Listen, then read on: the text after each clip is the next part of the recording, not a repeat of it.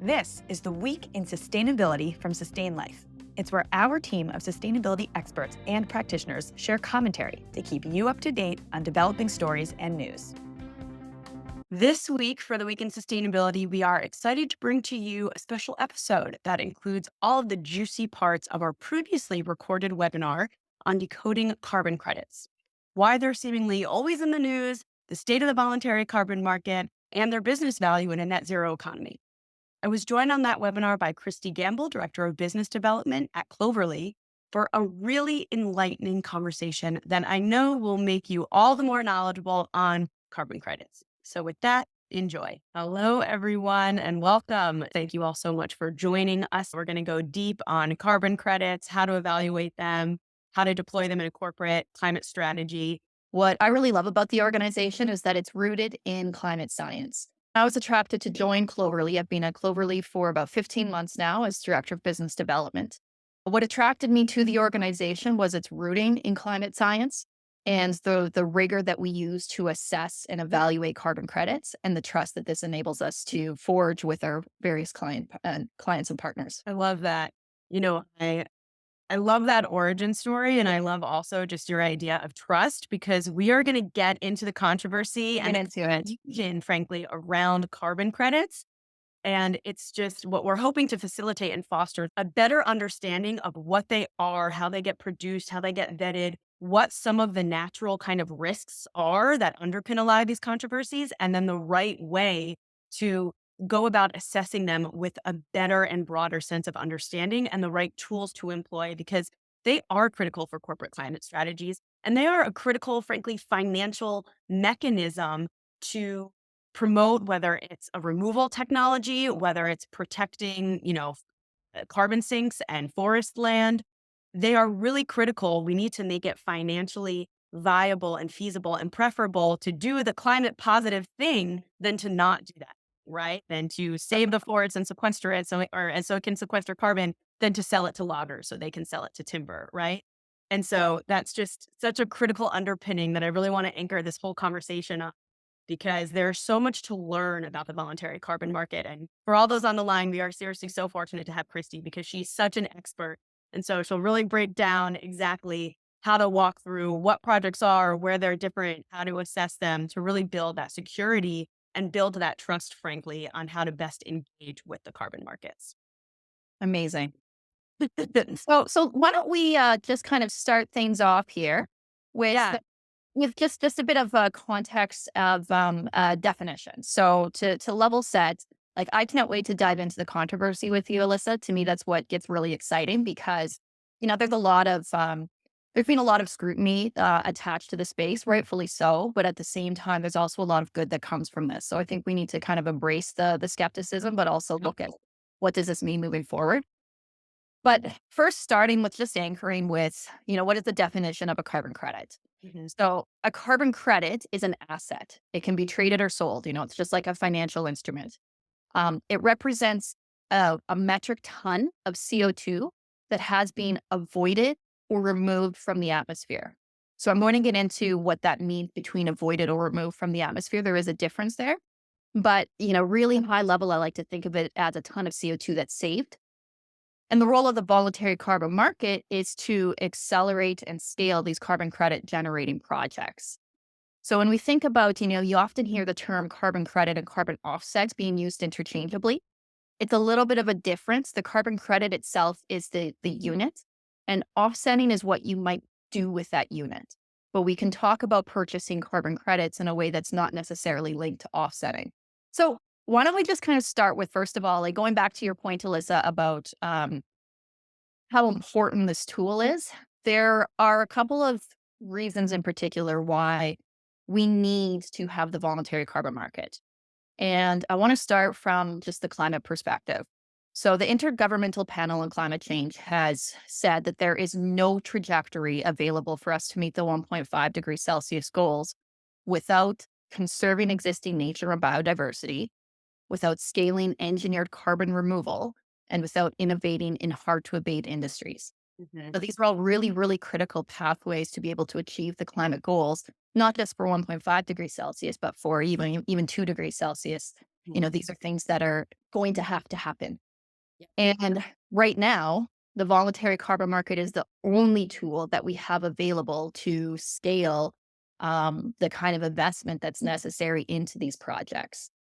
So we've even seen um, i- kind of a shift in the conversation around the importance of carbon credits, where organizations like the Science Based Targets Initiative, which does not include carbon credits as a solution pathway to achieving an SBTI target, had still made very strong stances on saying that the act of purchasing carbon credits, which they call investing in beyond value chain mitigation, is the only short to medium term path to achieving net zero, and that companies who can should go further and investigate in mitigating outside their value chains now to be able to contribute to societal net zero. Yeah, and that's actually a really critical point that I just want to anchor on a moment because we work so closely with our customers in the platform that are trying to set science-based targets, set a net zero goal, and then achieve that goal. And it's really critical to distinguish that if you are trying to set an SBTI validated reduction target, carbon credits don't come into play there, right? That's all about operational and value chain mitigation and reduction. But what Science Based Targets Initiative also clearly says, and actually just came out with the new Beyond Value Chain Mitigation guidelines, is that this is a mechanism for companies to accelerate not just their own net zero transformation, but that societal net zero transformation, which remember is the whole point of why companies also set science based targets. We as a society need to achieve net zero, and we cannot do that right now without the voluntary carbon market. As you said, it's the only mechanism that will actually allow us to bring down the concentration of greenhouse gas, of CO2 emissions in the air to where we need them to be to align with a net zero transformation. And not to mention as well, just it's not just about carbon emissions, it's about environmental impact, which in itself is broader than carbon. We often use carbon as the unit Mhm. of measurements to be able to collect data. But you think about climate and an environmental impact that has so much more when it comes to impact on biodiversity and plant species, animal species, water conservation. So there's a lot more to this space than simply measuring and reducing our carbon emissions. And I think that's important to keep in mind. Yeah, those broader ecological services. I mean, that's the interconnected system in which we live. Absolutely. So, one of the things that's interesting that kind of anchors the concept of the voluntary carbon market is the fact that we know that carbon has a cost to society. What that cost is really hard to measure. There's a lot of economic analysis that has been conducted on trying to figure out for every ton of CO2 that's emitted into the atmosphere, what is the externality? Like, what is the cost that somebody down the road has to pay? So, recently in 2022, the Nature journal published a pretty seminal report of research that estimated the carbon cost of society somewhere between 185 to about $220 USD. Um, and that really seemed to act as the foundation for quite a few analysis. And so what that means is that this report estimates that every ton of CO2 is going to cost about, let's call it $190 in infrastructure costs, in healthcare costs, because of the impact that that CO2 will have on climate change and the results that come from those climate events. So, with that in mind, we see that there are a number of jurisdictions across the globe, both federal, statewide, municipal type of jurisdictions that have implemented or in the process of implemented a cost to carbon. And the US federal government quite recently in December updated its own cost. The Biden administration recognizes the cost of carbon as $190 USD per ton. So it's just kind of interesting that when you think of it this way, that, as an organization, every ton of CO2 that is being emitted into the atmosphere because of your organization's operations or supply chain is it costing society. Mhm. And so what if we reconsidered carbon offsetting not as the solution, this easy way to kind of get out of developing a real climate plan or being able to, pay for pollution, which is what has sometimes been conceptualized here. What if it's not the solution at all? What if it's more so each organization taking accountability for its carbon cost to society Mhm. putting a price on that and finding a way to contribute to positive climate impact through that accountability. Yeah, yeah, and like you've so clearly touched on the obvious environmental and societal benefits here. And like for identifying and really internalizing that price for carbon. And you're basically, we're talking about internalizing this externality that is carbon emissions. And so clearly that's beneficial for society, right? Emissions and climate change is expensive, it's dangerous, it's destabilizing, right? But if we focus, which of course you and I agree with, and I'm sure Yeah. many listening in, that have dedicated their careers to working in the climate space. But if we can focus for a second on the corporate perspective, what value does a business see in offsetting? What's from your work with your customers, what's the investment strategy behind buying a carbon credit? I mean, first of all, before even getting into the additional benefits, the business value of offsetting or just purchasing carbon credits in general, is that one of the reasons I'm a big believer in the concept of putting a price internally on carbon emissions and offsetting those emissions, taking accountability for it, is that it creates a line item in the budget that is attached to um, carbon emissions. And so it creates this internal incentive factor to reduce that line item, to reduce costs by reducing carbon emissions. So to me, if used responsibly, purchasing carbon credits is not, a license to pollute. It's actually a mechanism that can be used to accelerate decarbonization activities within an organization. Mm. So why a company would do that is for a lot of the reasons why we might want to do any kind of ESG program is, first of all, it's the right thing to do, but also it creates a yeah, a culture that is purpose driven that shows that the company is not only willing to say the right things as it relates to climate, but is actually able to put dollars and cents towards those things. And so that can really help to increase trust among employees and clients that the company is mission driven in terms of its objectives for net zero, whatever those objectives might be. And so you see some stats here. 80% of employees want to help their company meet climate goals. It's great for employee engagement. Mhm. 73% of Gen Z shoppers are willing to pay more for sustainable products. So this can be a really good way to differentiate your products or your organization. Better ESG scores translate into 10% lower cost of capital. I think that's really compelling. Where this to me ties a little bit into when you put a cost into your carbon emissions, it creates that line item, it drives efficiency because it's driving, it's engaging the CFO and everyone across the organization to act in ways to reduce those carbon emissions. And then perhaps most critically, research has shown that companies that purchase offsets decarbonize 1.8 times faster than those who don't. But I do think there is that factor of the act of purchasing offsets in and of itself incentivizes further action. We always anchor on this, that it is a necessary financial mechanism. I mean, it's very similar to Rex, right? You need to pump money into the systems and industries that need to flourish in order to aid in that transformation. And this kind of financial mechanism, selling a credit in this way, is a way to do that. Absolutely. So there are a lot of market drivers that are accelerating certain types of climate action, which can include offsetting. So we see, first of all, an alignment in terms of standards and reporting structures that I'll speak to a little bit. We're seeing more and more organizations create regulatory pressure towards the act of offsetting in itself. I would expect that we'll see more of this over the coming decade.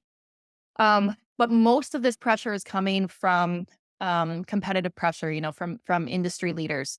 You could see an example of 10 organizations here who have been very actively purchasing heavily carbon credits because they recognize the value to the climate and to business. And that's certainly creating a competitive environment that is trickling across various industries and really growing in momentum. So I mentioned that the standardization. So one really key evolution in the carbon market came out of COP28, which was held in Dubai in December.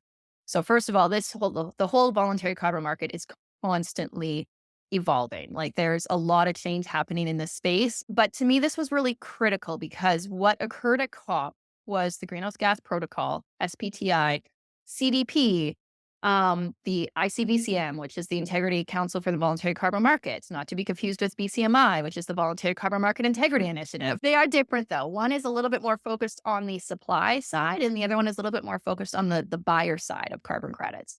So they have some nuances to their differences.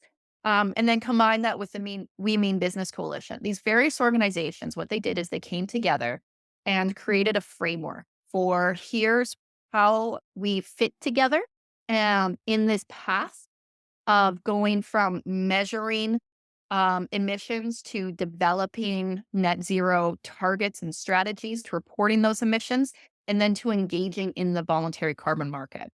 And a key thing that came out of that as well is something called the core carbon principles, Mhm. which is a global benchmark to ensure integrity in the voluntary carbon market.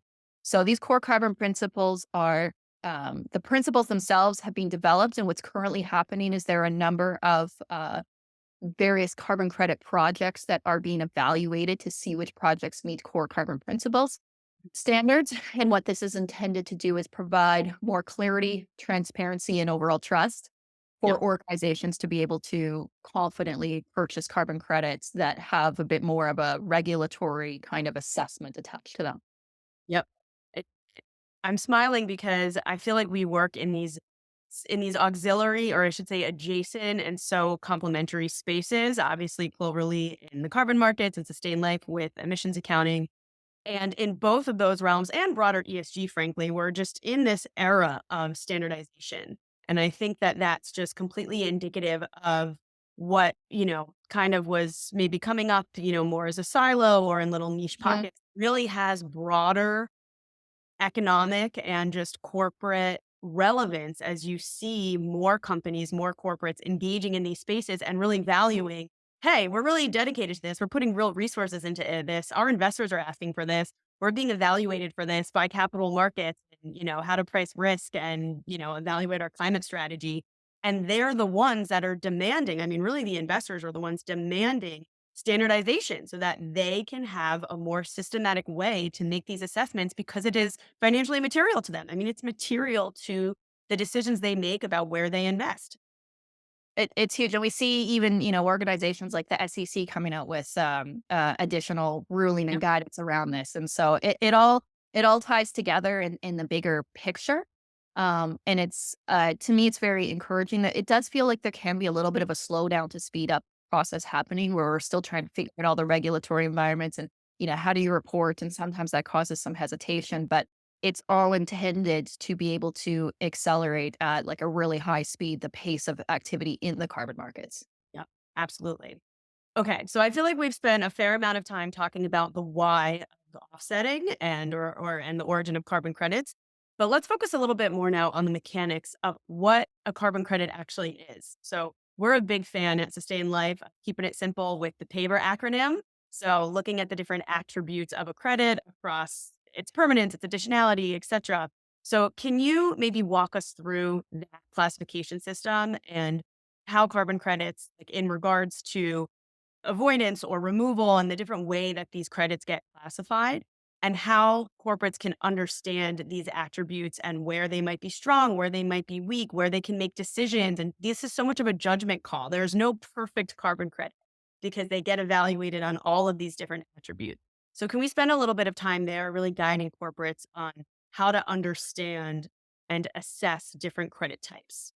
Awesome. I'm basically going to take you through carbon credit 101 so that everybody walks away feeling like they're ready to go. So, recall that a carbon credit is an asset that can be traded or sold, and it represents a ton of CO2 that's avoided or removed from the atmosphere.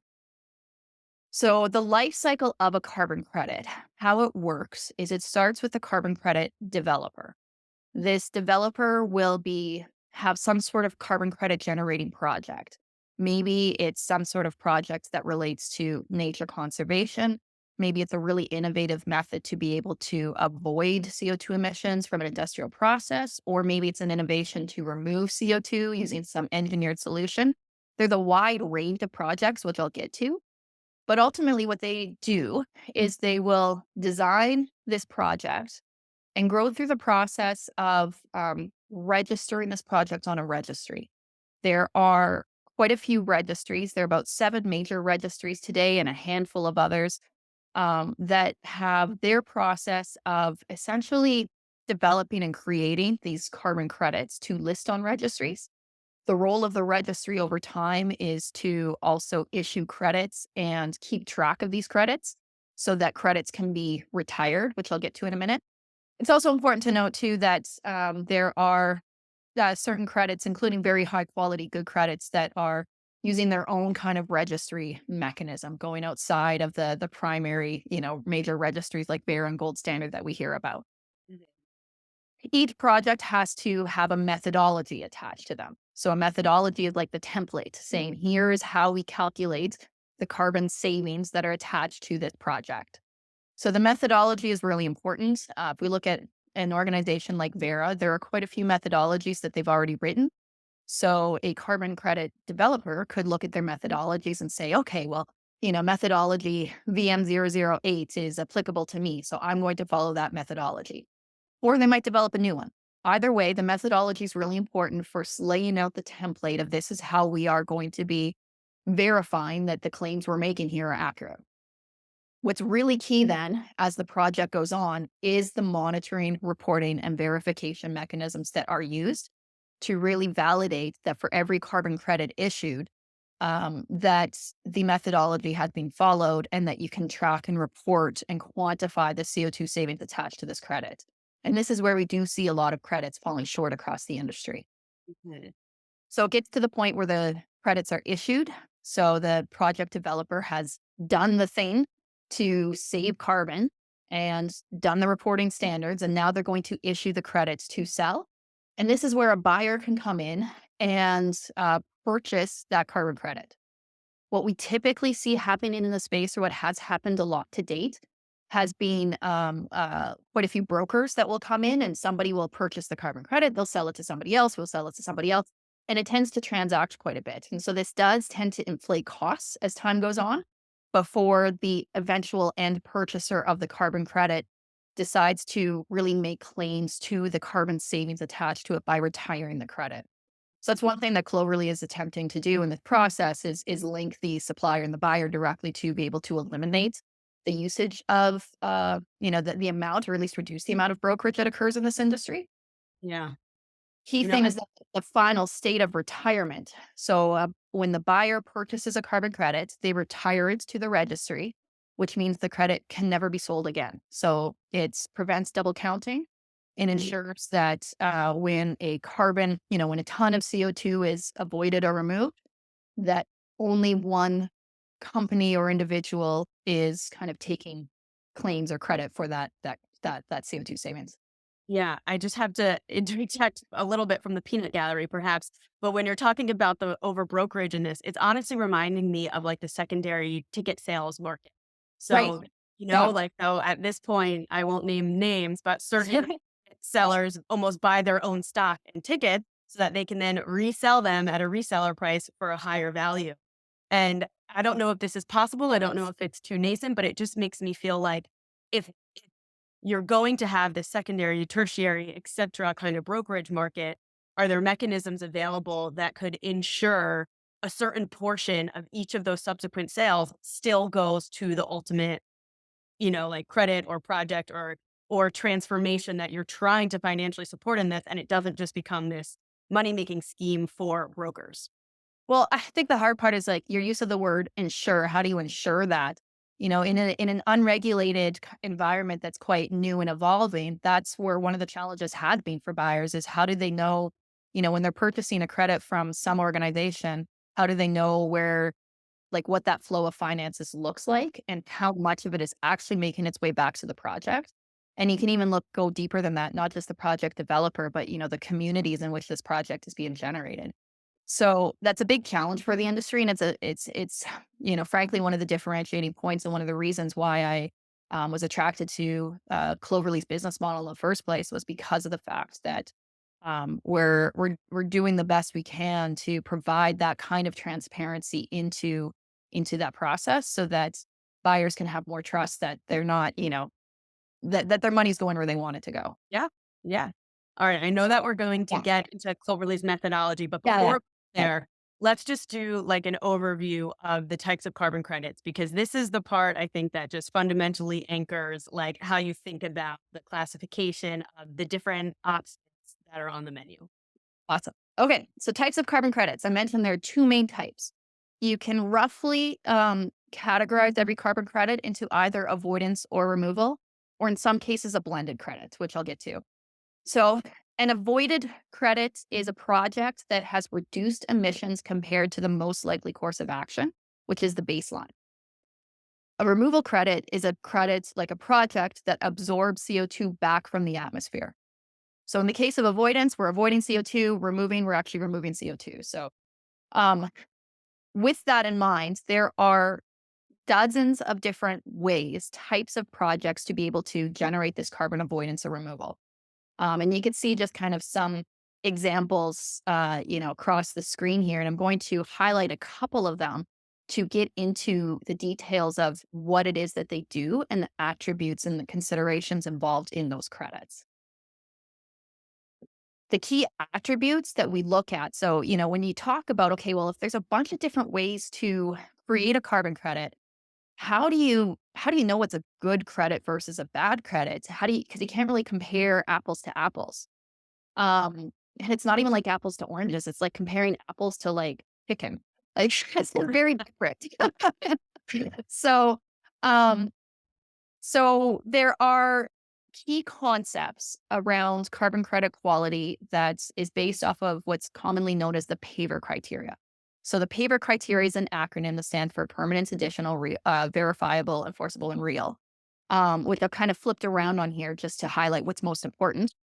And this is based off of the Oxford principles of carbon offsetting. So we could get really nerdy into that, but what's just kind of important is that these are sort of foundational frameworks that have been developed to help assess what makes a good quality carbon credit. And important to note that the core carbon principles that I alluded to earlier are based off of the paper foundations. So they kind of enhance it and elaborate on it a little bit, but exact same principles here that core carbon principles look at. So some of the most important characteristics, really to me, the most important characteristic of a carbon credit is this concept of additionality. So additionality is sort of a new concept that we use for carbon credits, which is, would this carbon credit project have occurred without the funding that was enabled by the credit itself? And this is really important because if you're an organization that's going to, contribute 10 or $100,000 or $1 million towards a project, you want to know that your money actually did something. Yeah. And so it's really, key that carbon credits are not just representing carbon savings that would have occurred anyway. They're representing carbon savings where the finances are necessary to enable that carbon savings to occur. So that's the concept of additionality, and that's a huge thing that we look at and evaluate. Second is just real. It sounds obvious, but it really is, unfortunately, a still quite a bit of an issue in the space where there are quite a few carbon credits that exist that are not effectively demonstrating that the carbon savings attached to the carbon credit are real. And unfortunately, these carbon credits that do exist out there have been a huge part of the issue that has contributed to the skepticism from media and overall, claims that it's a junk industry. It's not a junk industry. There are just unfortunately, junk stocks or sorry, junk credits. And it's kind of like looking at the stock market where there is a pretty wide range of, credits.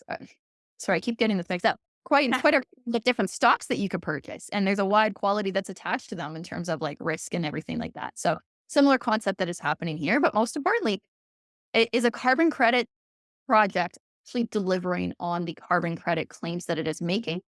And then, enforceable, verifiable, how is it proving that? How do you really demonstrate that? So, Yeah. Yeah. I mean, I won't go too far out on this limb because it's certainly not my area of expertise, but real, like it's making me think of like the subprime mortgage, Right. Exactly. right? Like you don't throw out the whole industry, you don't get rid of mortgages, but you have to standardize like how you assess and enforce the quality of them, and that's really hard, or the realness of them. Like it's a challenge. Yeah. Yeah, So I if we feel like can they're take gonna all make a of that, big film movie about this industry at some point. yeah, if we can take all that financial brain power from that crisis and move it over here, Right, right. accelerate. One last attribute that I'll touch on as well is permanence. So this is particularly applicable for carbon removal activity, um, which is okay when CO2 is removed from the atmosphere. How permanent is that removal? And we think about most nature-based solutions. So if we just go really simple and say, if we plant a tree, that tree is going to absorb and remove CO2 for the next 100 years or so. But at a certain point, that tree will die and it will biodegrade in the process and it will release CO2 as it does so. So planting trees are a great solution for many, many reasons, but they're not a permanent solution. There are other solutions that are related to biochar or CO2 mineralization or sequestration, where CO2 is being absorbed and then have like stored in a more permanent type of process that Right. can be considered medium term, which is between 100 and 999 years, or long term, which is greater than 1,000 years. So effectively permanent.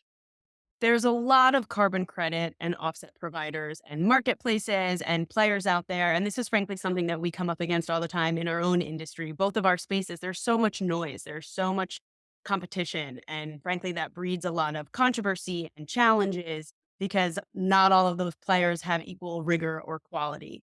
And so when we think about the challenges in verifying the impact of the carbon credits across that paper landscape and the attributes that you just went through, frankly, like what sets Cloverly apart? Because I have to admit that when we first met and your team walked me through your robust methodology, I was so impressed to just see the rigor and robustness of what went into qualifying a project to get onto the Cloverly portfolio platform and an option for your customers to buy.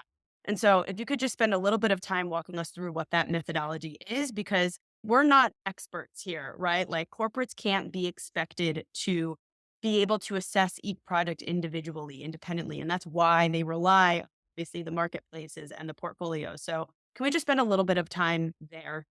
For sure. I'm going to go through it relatively quickly, but ultimately for me, the reason why I was attracted to join Cloverly in the first place amid all the different kinds of options that are available across the industry really at its core has to do with its business model as an independent facilitator to help accelerate the scale of the carbon market.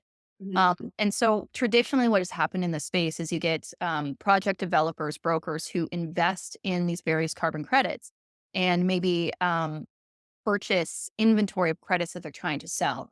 And this has created this whole industry based off of perverse incentives where the registries, the developers, the brokers all want to sell the credits that they have in their books. And so as standards have evolved across the industry, that those companies haven't necessarily been able to evolve in the same way because they have to unload what's in their inventory. So Cloverly is independence to this and facilitating the transactions from the suppliers to the buyers. But it's based off of data and industry expertise that allows us to develop confidence.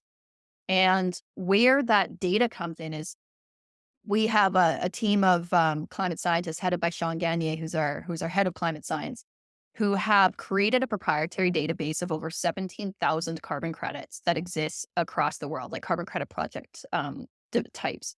Mhm. And each of these projects has over 50 data points measuring quality and risk factors.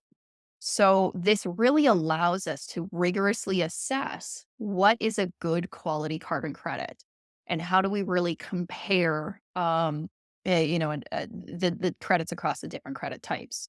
Mhm. So, we start with the foundation of the paver model, looking at those attributes that I spoke about. But we also look at different levels of risk. So we look at the registry, for example, of certain registries have different types of rigor and processes attached to them, and those bring up different risks. A lot of work is done at the methodology level. We can really identify a lot of flags in a methodology. For example, If a methodology allows a project developer to assume a baseline of 100% deforestation, that's a massive red flag right there. So any credit that is attached to that registry is a major risk of overcrediting. We then look at the project itself and dive deeper into what are the attributes attached to this project? What are the monitoring, reporting, and verification measures that are used to verify the claims? And and just how do we know that the carbon credit project is actually delivering on those claims?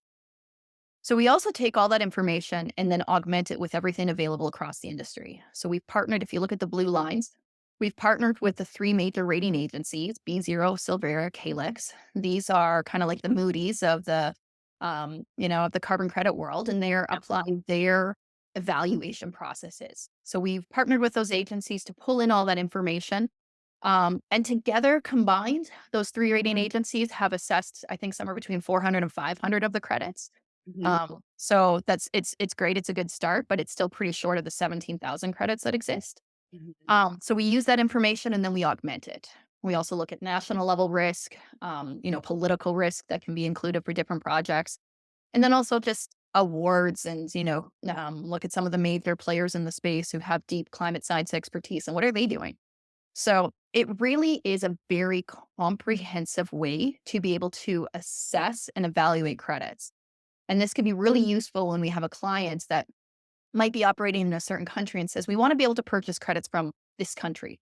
We say, well, here are all the credits available in that country, but here's how we evaluate them. And maybe there are two credits in here that we would, suggest. But here's why we wouldn't recommend purchasing these credits. And here may be some alternative in neighboring countries or whatever. So our methodology, what it does is we can show passing and failing examples of different credits. So we have a very, very rigorous and strict criteria for what passes our criteria of a credit we would list on our platform, which means we would make it available to purchase either directly or through, our partners like Sustain.Life. Mhm. And so a passing example with Trees for Global Benefit in Uganda shows how, what's great about this project is, first of all, it's women owned. And what you can see about this project is that it traces the financial contributions down to the family level. You can see which families in Uganda are able to benefit from this project by being part of this reforestation effort. And it really demonstrates that it's supporting, gender equity and the other kinds of social benefits that are attached to it. And does very, very strong monitoring reporting to really verify and feel confident in the calculations. Kariba is an example of a project that has been widely spread across the news. And a lot of companies have unfortunately been tied to the negative publicity attached to this credit. It never passed our methodology because we identified very early on that there were flags. There were baselining assumptions that were wildly inappropriate. There were financial practices that were non transparent and caused concern. And so, you take all of that and ultimately, what it means is that, we talked about Red Plus, like credits as having risks attached to them. If we see, if you were to see a Red Plus project on the Sustain.Life platform, you can know that it's meeting the very top of rigorous standards for, really developing, like really showing that it's meeting its claim. I want to thank everyone for joining us today, for giving us your time. I really want to thank Christy for your time, for your expertise. I always learn so much every time that we get on the horn together. So thank you again for sharing all of that insight with us all. Sustain.Life is the leading and most comprehensive sustainability software on the market. To learn how we can help your company measure its emissions and take climate action, go to Sustain.Life.